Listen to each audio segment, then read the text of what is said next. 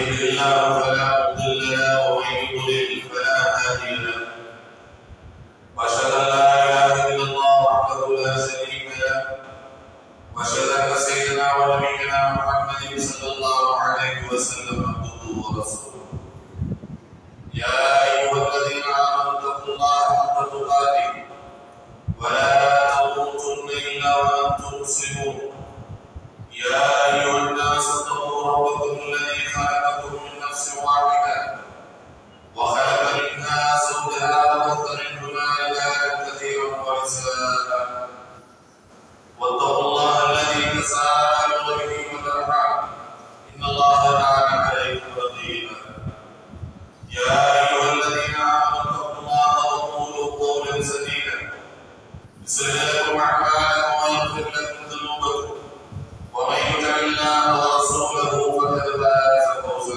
عظيما اما بعد فان اصدق الحديث كتاب الله وخير الهدي هدي محمد صلى الله عليه وسلم وشر الامور محدثاتها وكل محدثه بدعه وكل بدعه ضلاله وكل ضلاله في النار وقد قال الله تعالى في كلامه الكريم اعوذ بالله من الشيطان الرجيم من المؤمنين رجال صدقوا ما عاهدوا الله عليه فمنهم من قضى نحبه ومنهم من ينتظر وما بدلوا تبديلا கண்ணியத்திற்குரிய எல்லாம் அல்லாஹ்வினுடைய அன்பார்ந்த சகோதரர்களே சகோதரிகளே,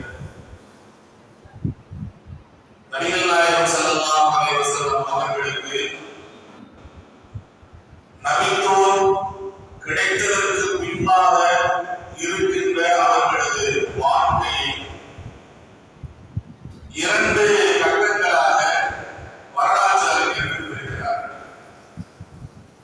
ஒன்று மக்காவுடைய வாழ்க்கை, மற்றொன்று மதீனாவுடைய வாழ்க்கை. மக்காவுடைய வாழ்க்கை முழுவதும் பெரிய சிரமத்திற்கும் இன்னலுக்கும் பெரிய இழப்புகளுக்கு மத்தியில் தான் அவர்களது வாழ்க்கை, அவர்களை கொண்டு ஈமான் கொண்டவர்களுடைய வாழ்க்கை நடந்தது என்பது நம் எல்லோருக்கும் தெரிந்த விஷயம். மதீனாவுக்கு வந்ததற்கு பின்பாகத்தான் இஸ்லாமிய சாம்ராஜ்யத்தினுடைய அடித்தளம் என்பது இடப்படுகிறது. மக்காவில் இருக்கும் வரை எதிரிகள் அடித்தாலும் அதை சகிப்புத்தன்மையோடு பெற்றுக்கொள்ள வேண்டும் என்கிற நிர்பந்தம் இருந்தது. ஆனால் மதீனாவுக்கு வந்ததற்கு பின்பாக உங்களை யாரும் அடித்தால் அவர்களை நீங்கள் தற்காப்புக்காக திருப்பி அடிக்கலாம் என்கிற உரிமையை அனுமதியை அல்லாஹ் சுப்ஹானஹு வ தஆலா மதீனாவுக்கு பின்பாக வந்ததற்கு பின்பாக அல்லாஹ் அனுமதி வைக்கிறார். அதனுடைய விளைவு கஸ்வத்துல் பத்ர் என்று சொல்லப்படுகிற முதல் போரிலிருந்து கஸ்வத்துல் தாயிப் என்று சொல்லப்படுகிற இறுதி போர் வரைக்கும் ஸல்லல்லாஹு அலைஹி வஸல்லம் அவர்கள் உயிரோடு இருக்கிற வரைக்கும் நடந்து கொண்ட சுமார் 28 கஸ்வாத்துகள் போர்கள் நடைபெற்றிருக்கிறது. இந்த 28 போர்களிலும் இஸ்லாமியர்களுக்கு வெற்றி கிடைத்து ஒரு இஸ்லாமிய சாம்ராஜ்யம் மதீனாவில் உருவாக்கப்படுகிறது. மக்காவிலிருந்து மதீனாவுக்கு வந்து 5 ஆண்டுகளுக்கு பின்பாக அதுவரைக்கும் மதீனாவிலே யூதர்களும் கலந்திருந்தார்கள். ஹிஜ்ரி 5 யூதர்கள் மதீனாவை விட்டு வெளியேற்றப்படுகிறார்கள். வெளியேற்றப்பட்டதற்கு பின்பாக மதீனா நகர் எப்படி மாறுகிறது என்றால் உலகத்திலேயே இஸ்லாமியர்கள் மட்டுமே வசிக்கின்ற ஒரு பூமியாக ஒரு நகரமாக மதீனாவானது உருவெடுக்கிறது. கொஞ்ச காலகட்டத்தில் அதற்கு 3 ஆண்டுகள்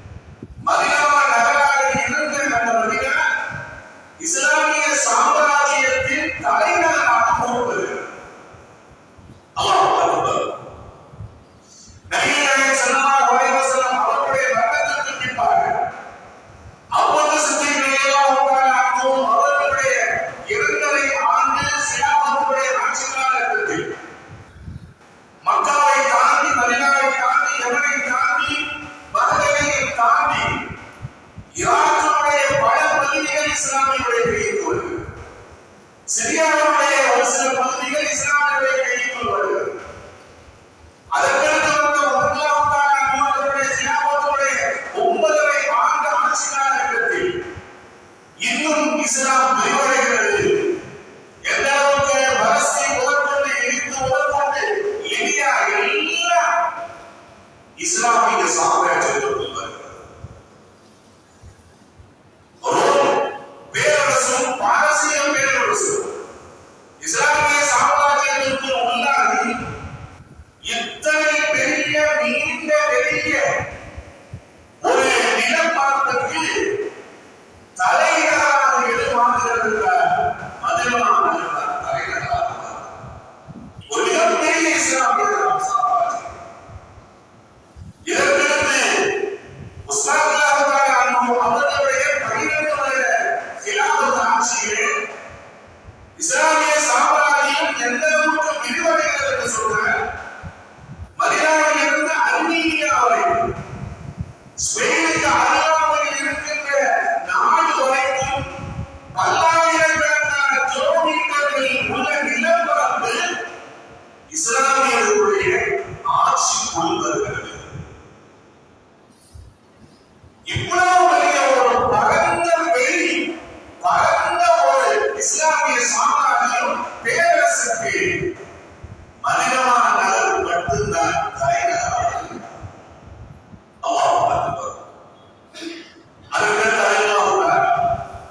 அவருடைய ஆட்சிக்கு பின்பாக உமையாக்கள் வந்திருக்கிறார், அப்பாசியர்கள் வந்திருக்கிறார். ஹிஜ்ரி 11 ஆரம்பித்த சிலாமத் என்ற இஸ்லாமிய பேரரசின் ஆட்சி கிபி 1524 வரைக்கும் இந்த உலகத்தில் கிட்டத்தட்ட 1200 ஆண்டுகள் சிலாமத்துடைய ஆட்சி இந்த உலகத்தில் நிலைநிறுத்தப்பட்டது என்று சொன்னார். உலகத்தின் பெரும் ஒரு பகுதி இஸ்லாமியருடைய ஆட்சிக்கு கீழாக கொண்டு வரப்பட்டது என்று சொன்னார். அதற்கு அடிப்படை காரணமாக இருந்தது நபியினுடைய மதீனாவினுடைய ஒரு காலகட்டத்தில் இஸ்லாமியர் பயந்து வாழ்ந்த காலகட்டம் இருந்தது மக்காவிலே. இன்னொரு ஒரு காலகட்டத்தில் இருந்தால் கொடுத்தார். இஸ்லாமியர்கள் என்றாலே கண்ணியத்தோடு இருக்கின்ற பயம் எதிரிகளுடைய உள்ளத்தில் போடப்பட்டு இருக்கின்ற ஒரு நிலைமை, செல்வாக்கோடு அரசாட்சியோடு மிகப்பெரிய ஒரு வரலாற்றை இஸ்லாமிய சாம்ராஜ்யம் அடைத்தது என்று சொன்னார்.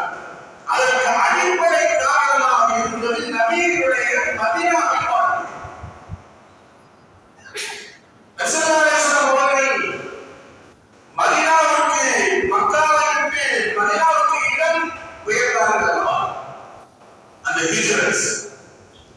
ஹிஜ்ரத் என்கிற அந்த இடம் பெயர்தல் என்கிற நிகழ்வுதான் இவ்வளவு பெரிய ஒரு மகத்தான வெற்றிக்கு அடிப்படையாக இந்த உலகத்தில் 3 ஒரு பகுதி இஸ்லாமியர்களாக கிட்டத்தட்ட 56 நாடுகள் இஸ்லாமிய நாடுகளாக இருப்பதற்கு அடிப்படை காரணமாக இருந்தது நபியினுடைய ஹிஜ்ரா என்று சொன்னால்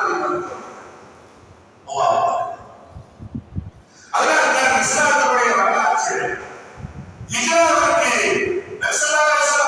ஹிஜ்ரத்திற்கு ஒரு மிகப்பெரிய முக்கியத்துவம் இருக்கிறது. சகோதரர்களே, இதையே நான் சொல்லி காட்டுகிறேன் என்று சொன்னார். இந்த ஹிஜ்ரா என்கிற இந்த நிகழ்வு இருக்கிறது. இது ஏதோ எழுத்தோம் கவிழ்த்தோம் என்பதாக நபிகள் நாயகம் ஸல்லல்லாஹு அலைஹி வஸல்லம் அவர்கள் மக்காவை விட்டு அங்கே கிளம்பி வந்தார்கள். அதுக்கு பின்னாடி ஒரு மிகப்பெரிய ஒரு நீண்ட கால உழைப்பு என்பது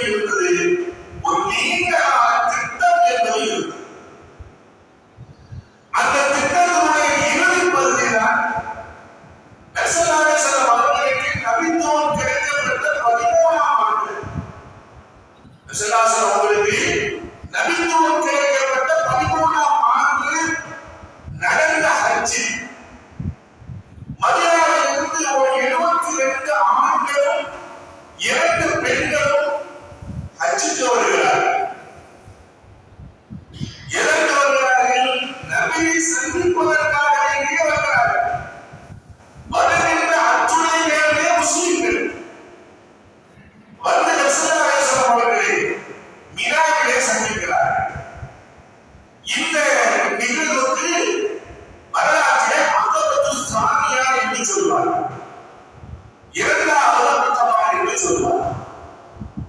இந்த நிகழ்வில் என்ன நடந்தது என்றார், நபி ஸல்லல்லாஹு அலைஹி வஸல்லம் அவர்களுக்கு வந்திருந்த மதீனாவாசிகள் உறுதியளிக்கிறார்கள், ஏன் நீங்கள் மக்காவை இறங்க வேண்டாம், மதீனாவுக்கு வந்து விடுங்கள், எங்கள் உயிரை கொடுத்தே உங்களை நாங்கள் பாதுகாப்போம். உங்களை மட்டுமல்ல, உங்களோடு யாரெல்லாம் வருகிறார்களோ அத்தனை பேரை நாங்கள் ஆதரிப்போம் என்பதாக நபியிடத்தில் உறுதி கொடுக்கிறார்கள். அந்த உறுதிப்பாடின் வெளிப்பாடுதான் நபி ஸல்லல்லாஹு அலைஹி வஸல்லம் அவர்கள் இருக்கிறார். சகோதரர்களே, திடீர்னு இந்த இடத்துல இன்னொரு விஷயத்தை நாம கவனத்தில் வைக்கணும். இந்த அகமது சானியா என்று சொல்லப்படுகிற வரலாற்று மகத்துவம் மிக்க நிகழ்ச்சி இஸ்லாமுடைய மறுமலர்ச்சிக்கு காரணம் என்றார். அந்த ஹிஜ்ராவுக்கு காரணமாக இருந்த நிகழ்வு அகமது சானியா. அல்லாஹ் அக்பர். அந்த அகமது சானியா என்பது ஏதோ டக்குனு நடந்தது. அதுக்கு முன்னாடி ஒரு நிகழ்வு நடந்தது. என்ன நிகழ்வு? நபி ஸல்லல்லாஹு அலைஹி வஸல்லம் அவர்களுக்கு நபித்துவம் கிடைத்த 12ஆம் ஆண்டு. இந்த அகமது சானியா என்று சொல்வது, இந்த இரண்டாவது உடன்படிக்கை என்று சொல்வது 11ஆம் ஆண்டு நடந்தது. 12ஆம் ஆண்டு ஹஜ்ஜுடைய காலகட்டத்தில் மதீனாவிலிருந்து ஒரு 12 பேர் கொண்ட ஒரு கூட்டம் வருகிறது நபியை சந்திப்பது. வந்த அந்த 12 பேரில் மதீனாவில் 2 கோத்திரக்காரர்கள் இருந்தார்கள். ஹஸ்ரஜ் என்பதாகவும் அவுஸ் என்பதாகவும் 2 கோத்திரக்காரர்கள் இருந்தார்கள். அதுல ஹஸ்ரஜ் என்று சொல்லப்படுகிற கோத்திரக்காரர்களிலிருந்து 10 பேரும், அவுஸ் என்கிற கோத்திரக்காரர்களிலிருந்து 2 பேரும், 12 பேர். முழுவதும் அந்த 12 பேருமே முஸ்லிம்கள். வந்து நபியை சந்திப்பதற்காக, ஹஜ்ஜிலே நபியை சந்திக்கிறவர்களுக்காக வராங்க. வந்த அந்த மக்கள் அதே மீனாவில் நபி ஸல்லல்லாஹு அலைஹி வஸல்லம் அவர்களை சந்திக்கிறார். சந்தித்த நபியிடத்திலே ஒரு உடன்படிக்கை செய்கிறார். நபி ஸல்லல்லாஹு அலைஹி வஸல்லம் அவர்களுக்கு ஒரு சில உடன்படிக்கைகளின் கட்டுப்பாடுகளை சொல்கிறார்கள். நீங்கள் இப்படியெல்லாம் இருக்க வேண்டும். அல்லாஹ்வை தவிர யாரையும் வணங்கக்கூடாது. அவனுக்கு இணையாக எதையும் நீங்கள் ஏற்றுக்கொள்ளக்கூடாது. உங்களது குழந்தைகளை நீங்கள் கொல்லக்கூடாது. அடுத்தவர்கள் சொத்துக்களை அபகரிக்கக்கூடாது. உங்களுக்கு மத்தியிலே வேற்றுமையை நீங்கள் பாராட்டக்கூடாது. உயர்ந்தவர் தாழ்ந்தவர் என்று சொல்கிற நிலையை உங்களுக்கு மத்தியில் ஏற்படுத்திக் கொள்ளக்கூடாது என்கிற ஒரு நீண்ட ஒரு உடன்படிக்கையை சொல்கிறார்கள். வந்த 12 பேரும் நாங்கள் இதை ஒத்துக்கொள்கிறோம் என்று நபியிடத்திலே சத்திய பிரமாணம் செய்தார். இந்த முதல் உடன்படிக்கை தான் இரண்டாவது உடன்படிக்கை நடப்பதற்கு காரணமாக இருந்தது. இங்கே இன்னொரு விஷயத்தை கவனிக்க வேண்டும். இந்த முதல் உடன்படிக்கை இருக்கிறது, இதுவும் ஏதோ திடீரென நடந்துவிடக்கூடிய விஷயம் அல்ல. இதுக்கு 1 வருஷத்துக்கு முன்னாடி, அதாவது நபி ஸல்லல்லாஹு அலைஹி வஸல்லம் அவர்களுக்கு நபித்துவம் கிடைத்த 11ஆம் ஆண்டு நடந்த ஹஜ்ஜிலே நபியை சந்திப்பதற்காக ஒரு 7 பேர் வருகிறார். வந்தவர்களில் ஒருவர் மட்டும் முஸ்லிம், மற்றவர்கள் இஸ்லாத்தை ஏற்றுக்கொள்ள வேண்டும் என்பதற்காக நபி ஸல்லல்லாஹு அலைஹி வஸல்லம் அவர்கள் அதே மீனாவில் வைத்து சந்திக்கிறார்கள்.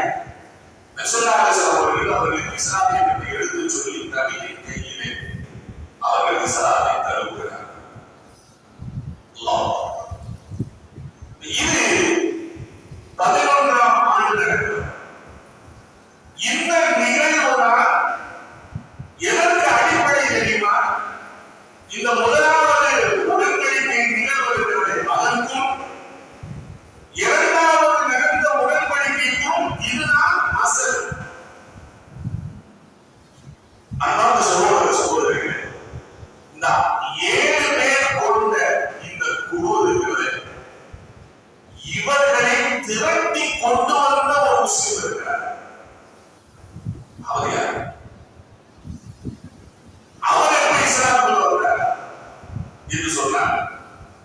இந்த நிகழ்வு நடப்பதற்கு ஒரு 6 மாதங்களுக்கு முன்பாக, இந்த நிகழ்வு நடப்பதற்கு 6 மாதங்களுக்கு முன்பாக மதீனாவிலிருந்து 2 பேர் கிளம்புறாங்க. எதற்காக கிளம்புகிறார்கள் என்று சொன்ன மக்காவிலே இருக்கின்ற உஜ்மா என்று சொல்லுகிறவனுக்கும் அந்த 2 பேருக்கு மத்தியில கொடுக்கல் வாங்கல் இருந்துச்சு. அதுல அந்த உஜ்மா பேரை ஏமாத்தி இருந்தார். அவர் போய் ஒரு கை பார்த்து வந்துடும் அப்படின்ட்டு மதீனாவிலிருந்து 2 நபர்கள் கிளம்புகிறார். வந்து மக்காவை அடைந்த உடனே அவர்களுக்கு சொல்லப்படுகிறது, நீங்க வெளியூர்ல இருந்தா வரீங்க, உள்ளூர்ல ஒரு சுத்தி இருக்கிற முகமது அவரை மட்டும் பாக்குறாங்க. அவர் பார்த்தீங்க உங்களை வேற மாதிரி மாத்திடுவார். நம்ம மூதாதையர்கள் மாற்றத்தை விட்டு வெளியே கொண்டு போயிடுவார். அதனால நீங்க என்ன செய்யாங்க, அவங்களுக்கு சந்திக்காதீங்க, அவங்கள்ட்ட பேசாதீங்க அப்படின்னு சொல்லப்படுது. வந்த 2 பேருக்கு தாங்கள் வந்த வேலையை மறந்து விட்டார்கள். நாம் அவரை தெளிவாக சந்திக்க வேண்டும். இதனால் அல்லாஹ் ஒரு மனிதனுக்கு இனாயத்தை காட்ட வேண்டும் என்ற காரணத்தால் எப்படி கொண்டு வரணுமோ அப்படி வந்து சேர்ப்பார். வந்த வேளாண்மைக்கு முடிப்பதற்கு அவர்கள் வந்தார். உஜ்மாவுக்கும் அவர்களே கணக்கில் இருக்கக்கூடிய பதவியை தீர்ப்பதற்கு அவர்கள் வந்த அந்த 2 பேர் நேர நபியை போய் பார்க்கிறார். யார் யார் என்று கேட்டு நபி ஸல்லல்லாஹு அலைஹி வஸல்லம் அடையாளம் கொடுத்து ஸல்லல்லாஹு அலைஹி வஸல்லம் அவர்களுக்கு சொல்கிறார். ரசூலுல்லாஹ் கேட்கிறார், எங்கிருந்து வருகிறீர்கள்? மதீனாவிலிருந்து. உங்களுடைய கொள்கை எப்படி என்று கேட்கிறார். ஸல்லல்லாஹு அலைஹி வஸல்லம் எழுந்து ஓதுங்கள் சொல்லி குர்ஆனுடைய வசனங்களை எடுத்து ஓதுகிறார்கள். அதை கேட்டு அதில் இருக்கக்கூடிய உண்மையை உணர்ந்த அந்த 2 பேரும் உடனே நபிகள் நாயகம் ஸல்லல்லாஹு அலைஹி வஸல்லம் கையை பிடித்து இஸ்லாத்தை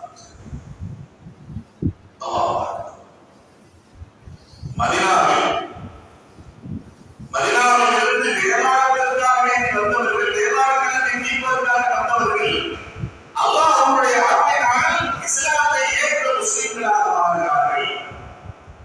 அந்த முஸ்லிம்களாக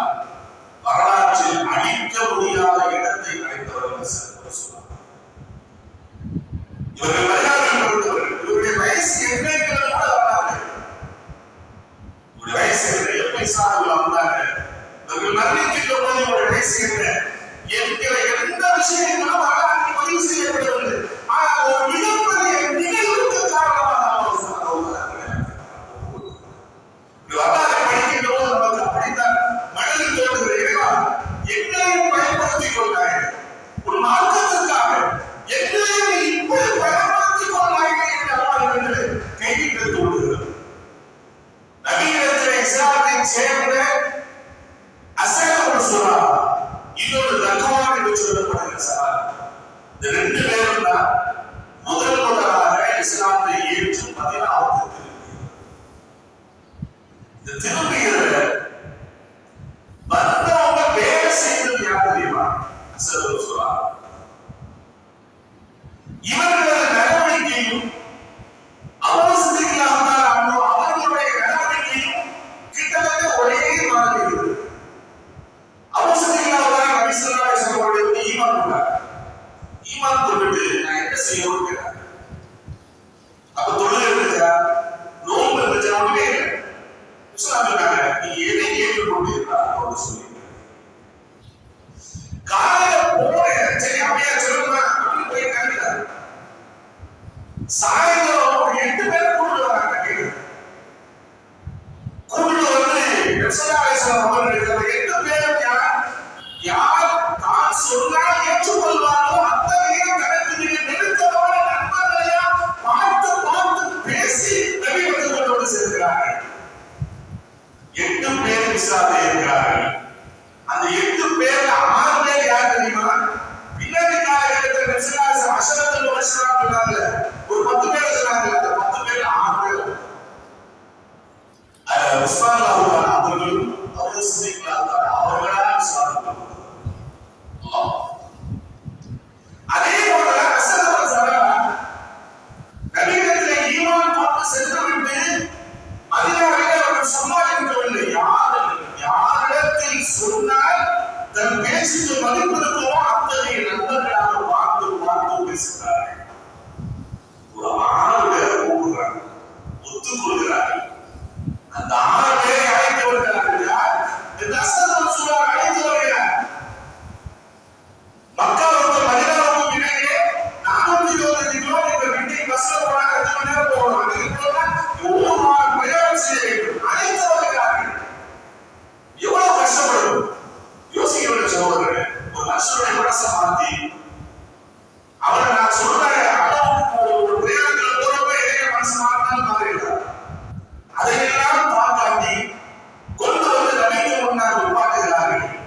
நபிஸல்லல்லாஹு அலைஹி வஸல்லம் அந்த 6 பேருக்கும் இஸ்லாத்தை கற்றுக் கொடுக்கிறார்கள். அந்த 6 பேர் இஸ்லாத்தை செய்வதற்கு காரணமாக இருந்தவர்கள் அஸ்ஸலாமு சொல்றாங்க. அந்த 6 திரும்பிக்கு சும்மா இருக்கல. நீ இன்னும் போய் மக்களிடத்தில் உழைப்பு செய்யல. இவர் ஹஸரஜ் என்கிற கோத்திரத்தை சார்ந்தவர்கள். அவுஸ் என்று சொல்லக்கூடிய அந்த இன்னொரு கோத்திரத்தாருக்கு இவர்களுக்கு எப்பயுமே பிரச்சனை இருக்கும். அந்த மக்களிடத்திலே பேசுறது. ஒரு நபி வந்திருக்கிறார். ஒரு ஏற்றுக்கொண்டார் அவர் வெற்றி இருக்கிறது என்பதாக பேசுகிறார். பேசி ஒரு 12 பேரை தயார் செய்கிறார்கள். 8 பேர் இவர்கள் கோத்திரத்தை சார்ந்தவர்கள், ஒரு 2 பேர் அவுஸ் கோத்திரத்தை சார்ந்தவர்கள். அவர்களை நபித்துவம் கேட்ட 12ஆம் ஆண்டில் நபிஸல்லல்லாஹு அலைஹி வஸல்லம் அவர்களை அஜ்ஜிலே வந்து சந்திக்க வைக்கிறார்கள். அப்பொழுதுதான் அவர்கள் உருவாகிறார்கள். அந்த 12 பேர் இஸ்லாத்தை சேர்ந்தது உடனே நபியிடத்தில் அஸ்ஸல் அப்து ஸலாஹ் ஒரு கோரிக்கை வைக்கிறார். யார் சொல்லலாம், இஸ்லாத்தை ஏற்றுக்கொண்டவர்களின் எண்ணிக்கை அதிகரித்து விட்டது.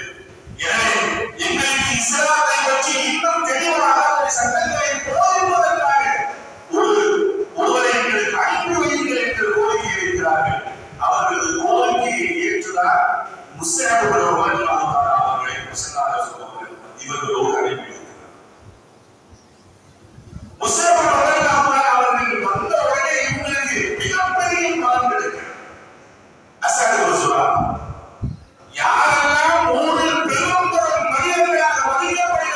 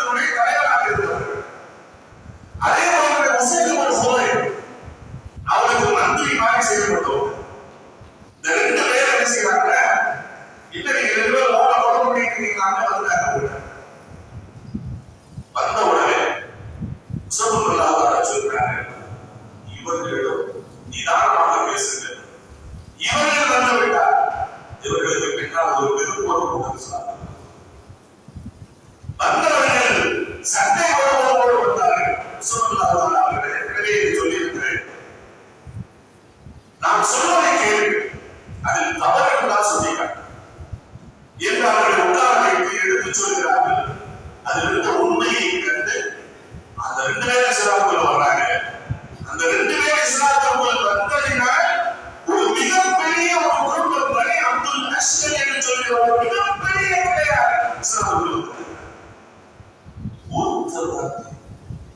இத்தனை அங்க ஓடுறாரு, இங்க ஓடுறாரு, அவரை பார்க்கிறாரு, இவரை பார்க்கிறார்.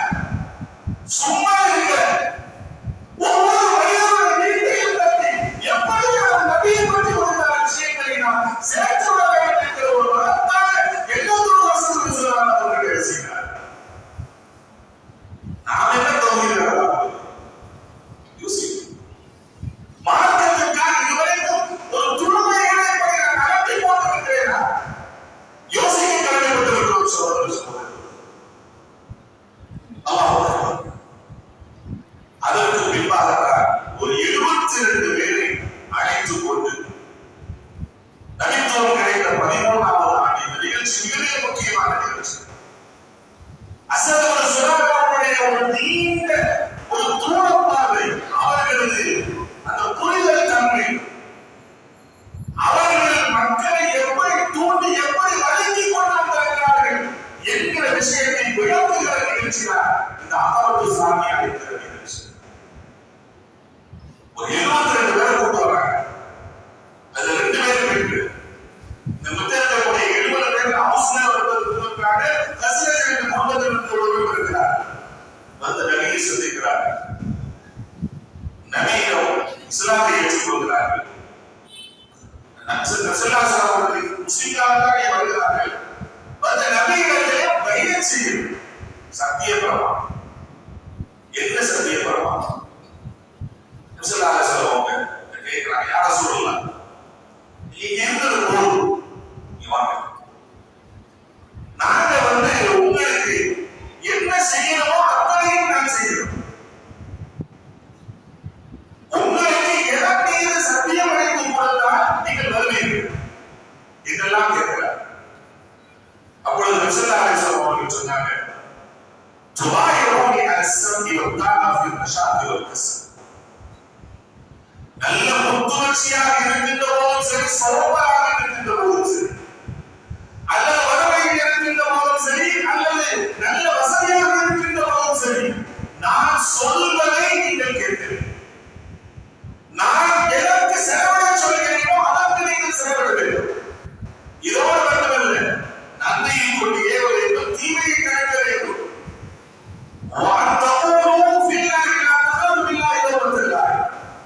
அல்லாஹ்வுடைய விஷயத்தில் யாருடைய பணிப்பையும் நீங்கள் பொருட்படுத்தக் கூடாது. இதோடு மட்டுமல்ல, இறுதியாக நபிகள் நாயகம் ஸல்லல்லாஹு அலைஹி வஸல்லம் அவர்கள் சொன்னதுதான் முக்கியமான விஷயம். உங்கள் குழந்தைகளுக்கு, உங்களுடைய மனைவிமார்களுக்கு, உங்களுடைய சொத்துக்களுக்கு, உங்களுடைய மானத்திற்கு ஏதாயிரம் ஒரு கேடு ஏற்பட்டால் அதை எப்படி நீங்கள் அவர்கள் உயிரை கொடுக்க வேண்டும், பாதுகாக்க வேண்டும் என்று நினைப்பீர்களோ, அது மாதிரி எனக்கும் என்னை சார்ந்த வரக்கூடியவர்களுக்கும் எங்களுடைய மானத்திற்கும் எங்களுடைய உயிருக்கும் உணவைக்கும் உங்கள் உயிரை உடமையை கொடுத்து பாதுகாப்பு நீங்கள் கொடுப்பீர்களா என்று சொன்னார்கள். உடனே அத்துணை வந்தது, அத்துணை நேரம் நாங்கள் இதற்கு தானே பயன் செய்ய வேண்டும், நாங்கள் பயன் செய்வதற்கு தயார் என்பதாக இருந்திருக்கிறார். இந்த நிகழ்ச்சியை ஜாபர் அப்துல்லா அவர்கள் தான் சொல்கிறார். முதலாவது எச்ச உடனே முதலாவது எச்சோடு யார் தெரியுமா? அசதுல் சுரா. ரசூலுல்லாஹி கையை நீட்டிக் கொண்டிருக்கிறார்கள். போய் நபியுடைய கையை பிடித்துக் கொள்கிறார். சத்திய பிரமாணம் செய்ய வந்த அந்த மக்களை பார்த்து சொன்னார், புரோகிதர் யாரு? கொஞ்சம் உட்கார, கொஞ்சம் உட்காருங்க அப்படின்னா வந்தவர்கள் உட்காரு. ஜாபர் அப்துல்லா சொல்கிறார்கள், எங்களை 70 பேர் வந்திருக்காங்க. அந்த 70 பேரையும் வயசுல கம்மியானவங்க அசதுல் சொல்றாங்க. ஆனா அவங்க தான் பேசுறாங்க. அவர் எங்களை பார்த்து என்ன சொன்னா தெரியுமா? அதுல எதிரின் வாசிக்கிறேன், நீங்க சத்தியம் பண்ண போறீங்களே, இது ஒன்றும் நாம ஒட்டகத்தின்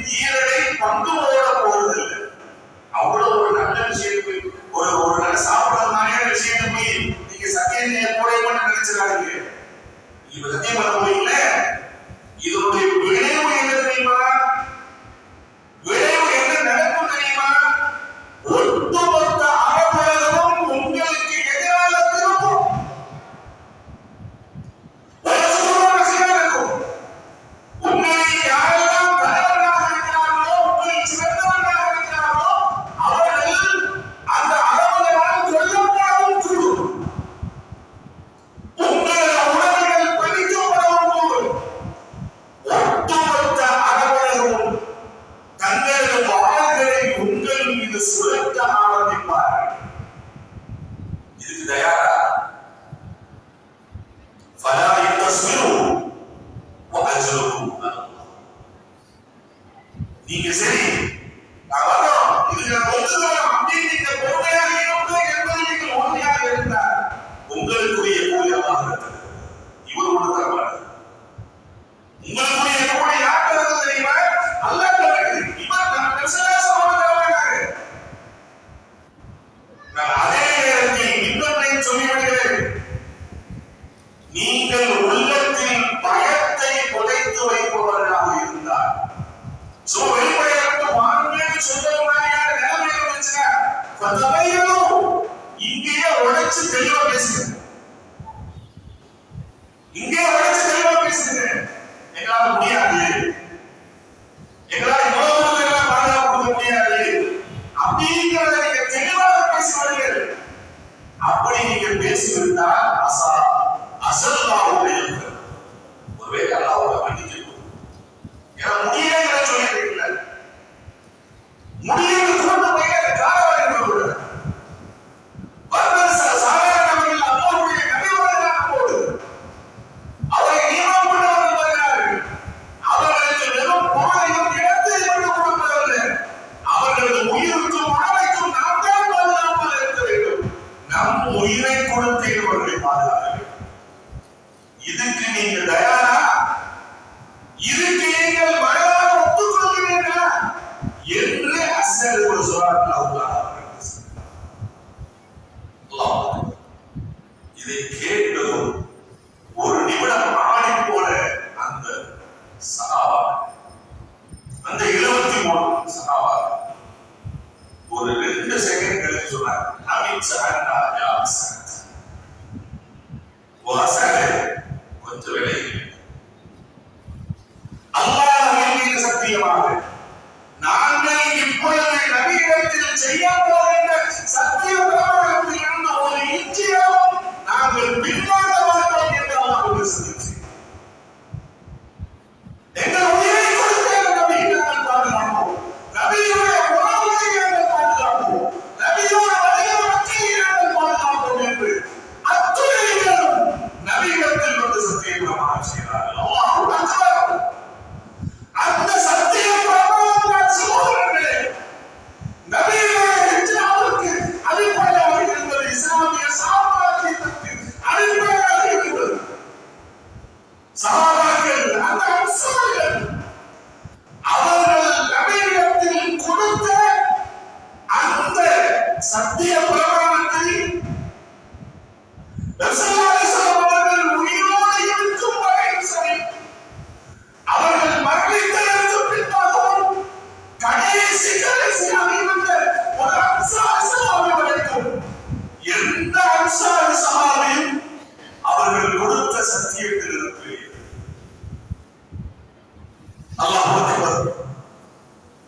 எந்த அன்சாரியும் அரசாங்க பதவிக்கோ பட்டத்திற்கோ அந்தஸ்துக்கோ வர வேண்டும் என்பதாக நினைத்ததில்லை. எல்லா இடத்திலும் பெண்கின்ற ஒரு சீரழிக்கிறார்கள் என்பது வரலாறு அவர்கள் இருக்கிறது.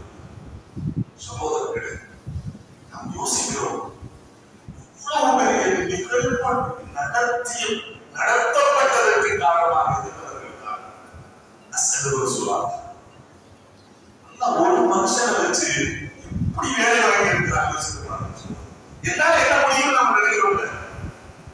நாம இஸ்லாசா உள்ள இறங்கணும்னா அல்லாஹ் நம்ம வச்சு என்ன வேலை வாங்கணுமோ அவன் வாங்கிக்கிறான். அதை அல்லாஹ் அஸ்ஸல் ரசூலுல்லாஹி வாழ்க்கையில் மூலமாக காட்டியிருக்கிறார். அல்லாஹ் அக்பர். ஸல்லல்லாஹு அலைஹி வஸல்லம் மக்காவில் இருந்து மதீனாவுக்கு ஹிஜ்ரத் செய்து வருகிறார்கள். குபாவிலே மதீனாவுடைய எல்லையிலே ஒட்டுமொத்த ஊரும் நின்று நபியை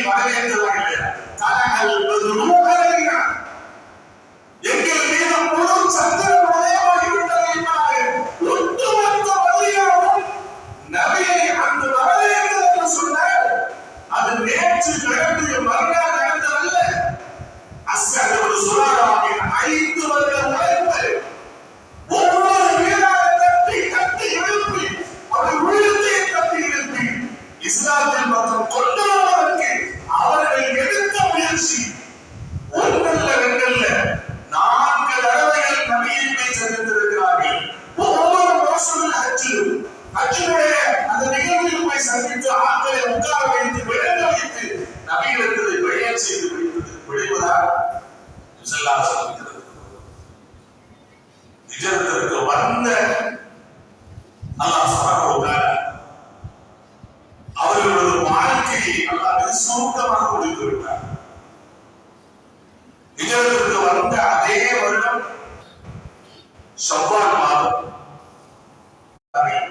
அசத் ஒரு சுரா திடீரென தபஹா என்று சொல்வார். தொண்டை அடைப்பு நோய் என்பது அவர்களுக்கு ஏற்படுகிறது. என் மகன்களை ஒப்படைக்கிறேன் என்று நபியிடத்தை தன் மகன்களை ஒப்படைக்கிறார். ஸல்லல்லாஹு அலைஹி வஸல்லம் அவர்களது இந்த தொண்டை இருமுறை தன்னுடைய புனித கரத்தை வைத்து இப்படி தடவி விடுகிறார். நீங்கள் சிரமப்படுவதை என்னால் பார்க்க முடியல என்று சொன்ன ஸல்லல்லாஹு அலைஹி வஸல்லம் தடவி விடுகிறார். கொஞ்ச நேரத்தில்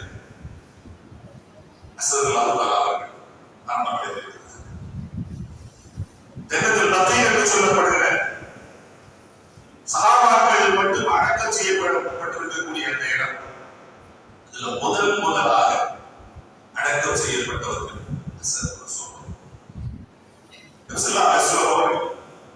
மதீனாவுக்கு வந்ததற்கு பின்பாக மையத்து தொழுகை என்று அவர்கள் தொலை வைத்து அல்லாஹ் சுப்ஹானஹு வ தஆலா அல்லாஹ் பொறுத்துக் கொள்வார். நாம் நினைக்கிறோம் அல்லாஹ் இது போன்ற வரலாற்றை படிக்கின்ற போது எங்களுக்கு ஒரு சந்தர்ப்பம், எங்களை நீ ஏற்றுக்கொள்ள ஒரு தீர்த்தார், எங்களை கொண்டு நீ எப்படி அசதை கொண்டு நீ எப்படி வேலை வாங்கினாய், அது மாதிரி எங்களை கொண்டும் ஒரு மாற்றத்திற்காக நீ வேலை வாங்கிக் கொள்கின்ற பிரார்த்தனை செய்யக்கூடும். சகோதரர்களே, மனசுல வரும். நாம் நினைக்கிறோம் நாம் முஸ்லீமாக இருப்பதற்கெல்லாம் காரணம் பல சகாபாக்கள். அதில் இது போன்ற ஒரு சில சகாபாக்கள் மிக முக்கியமான இடத்தை பிடிக்கிறார். அல்லாஹ் சுப்ஹானஹு வ தஆலா நமக்கும் நமது சந்ததிகளுக்கு அஸல் ரசூலுல்லாஹி அவர்கள் எவ்வாறு இந்த மாற்றத்திற்காக தங்களை ஏற்படுத்திக் கொண்டார்கள், அதுபோன்ற ஒரு மனப்பக்குவத்தை அனைவர்களுக்கு தந்தருவானாக. بارك الله لنا ولكم في القرآن العظيم ونفعني إياكم بالآيات والذكر الحكيم إنه تعالى جواد كريم ورؤوف رحيم.